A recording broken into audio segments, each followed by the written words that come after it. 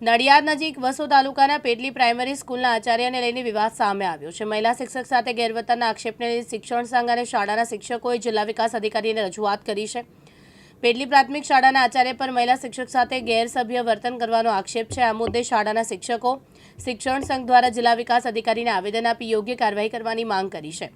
શિક્ષકોનો આરોપ છે કે આચાર્ય દ્વારા શિક્ષકો સાથે અસભ્ય ભાષામાં વાતચીત કરવામાં આવે છે અને શાળામાં અનુકૂળ વાતાવરણ નથી। ઉલ્લેખનીય છે કે 1 વર્ષ પહેલા સોટપુરા ગામમાં આચાર્યનો એક શિક્ષક સાથે મારામારીનો વિવાદ સામે આવ્યો હતો, જે બાદ તેમની વસો ખાતે બદલી કરવામાં આવી। ફરી એકવાર મહિલા શિક્ષક સાથે ગેરવર્તનનો મામલો સામે આવતા શિક્ષકો દ્વારા કાર્યવાહી કરવાની માંગ ઉઠી છે। હું સરનધીરસિંહ ડાયાભાઈ ચૌહાણ, મહામંત્રી ખેડા જિલ્લા પ્રાથમિક શિક્ષક સંઘ। આજે વસો તાલુકા પ્રાથમિક શિક્ષક સંઘ અને પેટલી શાળાના તમામ શિક્ષકશ્રીઓ મળી અને અમે ડીડીઓ સાહેબને આવેદનપત્ર અપાવ્યા છે। આવેદનપત્ર જે પેટલી શાળાના જે આચાર્ય છે નરેન્દ્રભાઈ પટેલ, એ આખા સ્ટાફ સાથે અભદ્ર ભાષામાં વાતો કરે છે, બહેનોને ખખડાવે છે। 27 તારીખે એક બાલ્યાર્પણ કાર્યક્રમ હતો।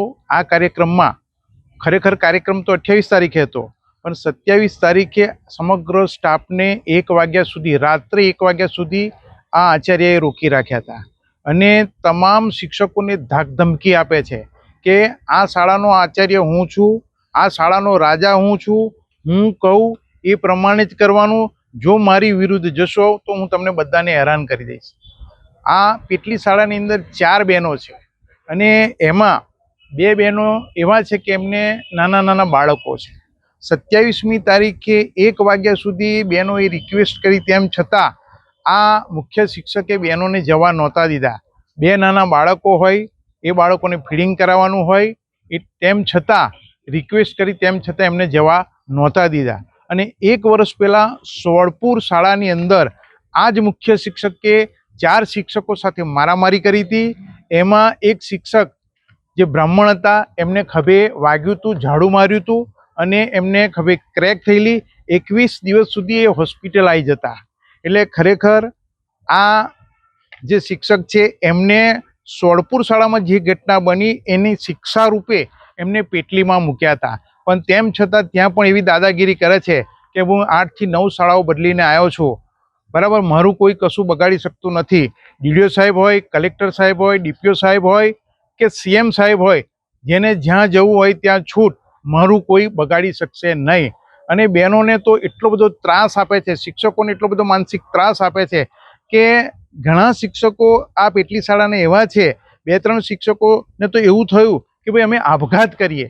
એટલે ના છૂટકે ખેડા જિલ્લા પ્રાથમિક શિક્ષક સંઘ, વસો તાલુકા પ્રાથમિક શિક્ષક સંઘ બધાએ ભેગા થઈ અને બધા શિક્ષકોને સમજાવ્યા કે ભાઈ ખરેખર તમારે આપઘાત કરવાની જરૂર નથી। આપણે બધા આપણા જે ઉચ્ચ અધિકારી છે, આપણા જિલ્લા પ્રાથમિક શિક્ષણ અધિકારી છે, આપણા ડીડીઓ સાહેબ છે, એમને આપણે રજૂઆત કરીએ અને રજૂઆત કર્યા પછી જો પરિણામ નહીં મળે તો આપણે નિયામક કચેરી અને શિક્ષણ મંત્રી સુધી પણ આપણી જવાની તૈયારી છે। એટલે આજે એ મુખ્ય શિક્ષક જાણતા હતા કે ભાઈ આ જિલ્લા પંચાયત કચેરી ડીડીઓ સાહેબને રજૂઆત કરવા જવાના છે, તો 5 ને 10 વાગ્યા પછી એમને છોડ્યા। એટલે ખરેખર આ મુખ્ય શિક્ષકનો બહુ જ ત્રાસ છે। એ પૈસાના જોરે તમામ શિક્ષકોને ખાસ કરી અને મહિલા શિક્ષિકાઓને પોતાને તાબે કરવા માટે પ્રયત્ન કરે છે અને જો તાબે ના થાય તો જોઈ લેવાની, ડિસમિસ કરવાની, હેરાન કરવાની ધાક ધમકીઓ આપે છે અને શિક્ષકોને તો ઘણી બધી ધમકીઓ આપે છે।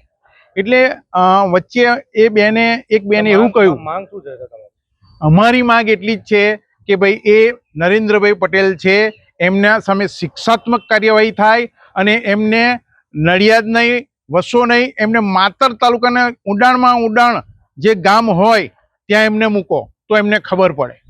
નામ પટેલ મનીષાબેન ચંદુભાઈ છે। અમે અહીંયા અમારા શાળામાં આચાર્ય છે પટેલ નરેન્દ્રભાઈ કેશવલાલ, એ અમને હેરાનગતિ કરે છે, એનું અમે આવેદનપત્ર લઈને અહીંયા આવ્યા છીએ।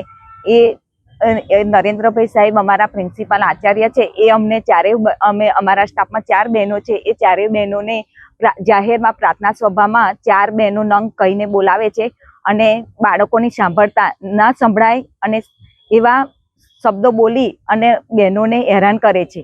અને બીજું કે બાળકો જ્યારે હોય છે ત્યારે મિટિંગ ભરે છે અને બારણા વાંખીને ધાક ધમકી આપે છે અને કહે છે કે જો તમે મારું કહેલું નહીં માનો તો હું તમને નોકરી કરવા નહીં દઉં, તમે હેરાન થઈ જશો. હું કહું તેમ જ તમારે અહીંયા કરવું પડશે અને હું કોઈનાથી ડરતો નથી. આ કેશવલાલ નરેન્દ્રભાઈ પટેલ છે. નરેન્દ્રભાઈ પટેલને કોઈની બીક લાગતી નથી. તમે ડરાવશો તેમ હું ડરીશ નહીં. એટલે હું કહું એ પ્રમાણે તમારે અહીંયા કરવું પડશે. અને બીજું કે અમને મોડા સુધી સ્કૂલમાં કામ કરાવે છે, અમે કામ ન કરીએ તો કહે છે કે જો તમે મારા કયામાં નહીં કરો તો હું આગળ રજૂઆત કરીશ અને તમને ગમે તે રીતે હેરાન કરીશ. આવું બધું અમને બહેનોને ધમકી આપીને હેરાન પરેશાન કરે છે. તૃષાલ પંડ્યા, દિવ્યાંગ ન્યૂઝ, નડિયાદ.